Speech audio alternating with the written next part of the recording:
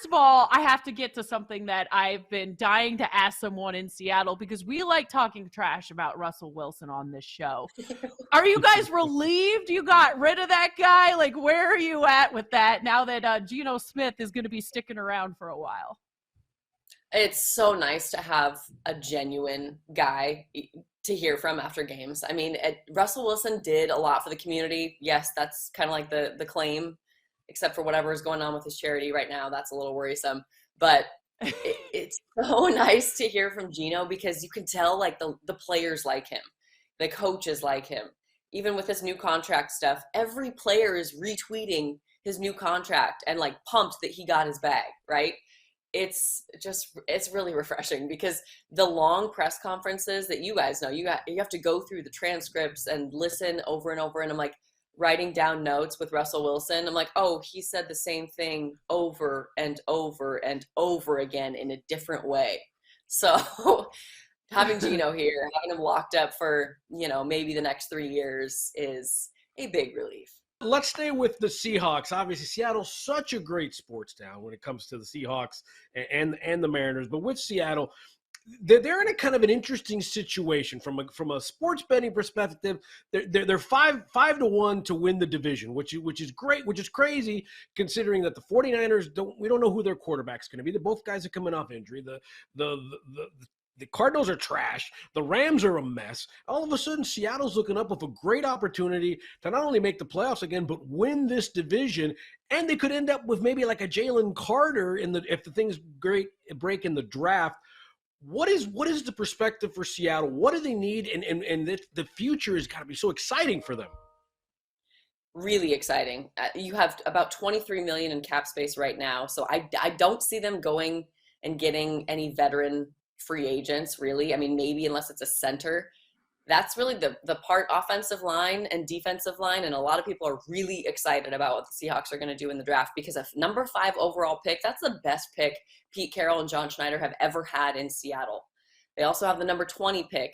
So they've got 10 picks total. That's thrilling, especially if you look at what they did with their last year's draft. I mean, you basically found your starting corner for the future in Tariq Woolen.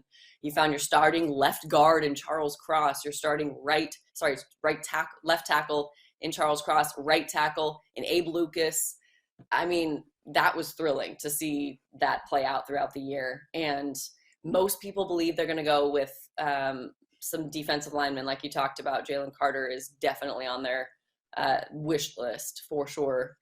I think the excitement in Seattle is just the fact that Pete Carroll renewed and didn't have to reset the franchise. You didn't have to go through that rebuild, right, without Russell Wilson because they left themselves with so many options. 5-1 odds, that's crazy because last year we were thinking, this is going to be a rough 1 to 2 years for the NFC West, and the Rams and the Niners are just going to dominate because of the talent that they have, right?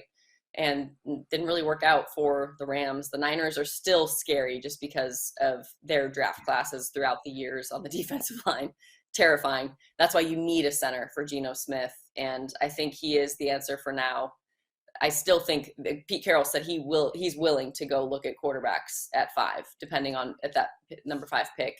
So Geno would just be competition for him. And I don't think you can pass on a potential franchise quarterback at number 5, even if it's trade value, right, down the line. So the excitement in Seattle is unbelievable. Last year, it was like no one expected them to be where they were at, and this place was on fire. Like midway through the season, like, oh, we can actually make the playoffs, and we don't have to deal with Russell Wilson and his annoying comments after games. It was a win-win. Yeah, annoying is an understatement. I know the 12th man was definitely booing him when he came back. I want to talk to you about the Mariners because you were at spring training. There is a lot of excitement about this Mariners team too. Can they build off what they have, and can they pass the Astros in the AL West this year? What are you hearing about the Mariners right now? Well, directly from the top, I mean, President of Business Operations, Jerry DiPoto, still thinks they haven't closed that gap. I asked him, how close are you? And he said, well, until proven otherwise, the Astros are the best team in the world. So they're not putting themselves there with they have made some nice acquirements, like acquisitions over the offseason. I really like the additions of Teoscar Hernandez in right field. I think that's understated just because we didn't have Mitch Haniger for like 4 months last year. And he was an all-star one time, but he was really a culture builder in that organization. So I'm interested to see kind of where the leadership shifts. And I think a lot of it is going toward Julio and the excitement around those guys. How can you not be excited about that guy? The home run derby, I still think about that as if it was like a regular season game. And it was so memorable. He was just crazy. So the additions of him, Colton Wong at second base, he had one of his worst defensive years last year. But I think the shift is really going to help him. The shift ban, where he's just going to be able to show off his athleticism.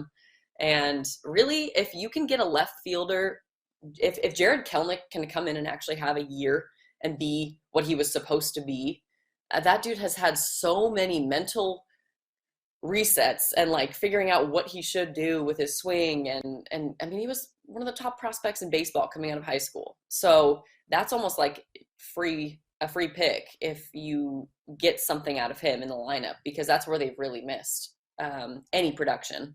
I think just what they did was kind of under the radar a little bit, but it could end up being huge. And that I say all this not mentioning how the starting rotation is one of the best in baseball. And the bullpen, I mean, those are truly, I would put their starting rotation top 4, top 3 maybe. Bullpen easily top 3. Washington State, goes through the pack. The women's team goes through the Pac-12 tournament, does well, gets into the tournament. How far can the Lady Cougs go? Man, that was so fun to watch. First of all, they're projected at like a 6 or 7 seed. I think they'll be a 6. They're probably going to be in North Carolina. That's what it looks like right now, per Charlie Cream, who's the expert on the topic. I think this is truly the year where they can get to Sweet 16. Beyond that is hard to see, just because athletically they're a little bit outmatched with some of the top teams you see going in. There's so much parity in women's basketball this year.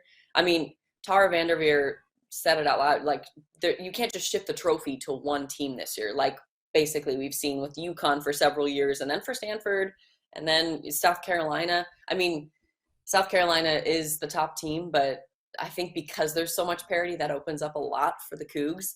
And they're such a fun team in general. There are 9 players from different countries. I mean, there's only like 3 players from the U.S. on that team. And Shania Twain, I don't know if either of you guys are fans of country, but Shania Twain was like their song of the season, I Feel Like a Woman. And so it's wild for me to see like all these players from Canada, from Estonia, from Kosovo, from Australia, from Rwanda singing Shania Twain.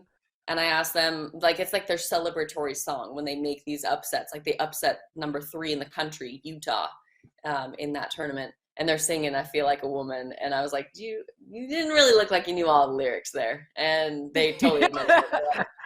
That's why we go hard on the chorus. I texted Aaron Levine, who I worked with at Q13. He's still there, obviously. You work with him now. And what a small world. He says the Eastlake High School vibe will be strong on that show today. So wild. We went to the same high school. Paul Aspen, our producer, probably had no idea the connection that we have. So you said you're friends with my brother Quinn, who is an assistant baseball coach for University of Bakersfield now. What can you tell me real quick about Quinn? I'm dying. Oh my gosh, he was such a good guy. He was very shy early on. He had like a funny confidence to him. Like he was always making jokes. But he actually went to Tolo and dated one of my best friends, Mercedes Bass, who's now Mercedes Jackson. He was just a good guy. Such a clean reputation, but he was just like corny, funny, and just such a good guy. I can't say one bad thing about him. I really can't. He's so great. I love it. My baby also, bro. Taking a girl named Mercedes to a dance. Attaboy. I like that. I know Jordan. Like this Jordan right now. Bass. I'm sure he's like, all right, that's enough. All right.